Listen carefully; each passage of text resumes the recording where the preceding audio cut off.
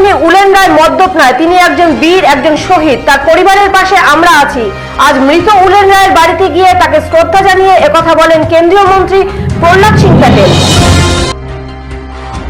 দুয়ারে দুয়ারে সরকার কর্মসূচি এবং বঙ্গধ্বনি যাত্রায় মানুষের ঢল। দীর্ঘক্ষণ লাইনে দাঁড়িয়ে অসুস্থ হয়ে পড়লেন এক বৃদ্ধা। ঘটনাটি মেখলিগঞ্জের।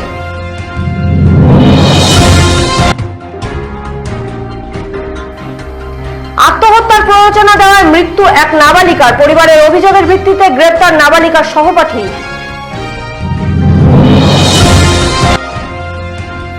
দুয়ারে দুয়ারে সরকার কর্মসূচি নিয়ে বিভ্রাট কোচবিহারে। পূর্ব ঘোষণা মতো স্কুলে গিয়ে ওয়ার্ডের বাসিন্দারা দেখেন কোনো কর্মসূচি পালন হচ্ছে না।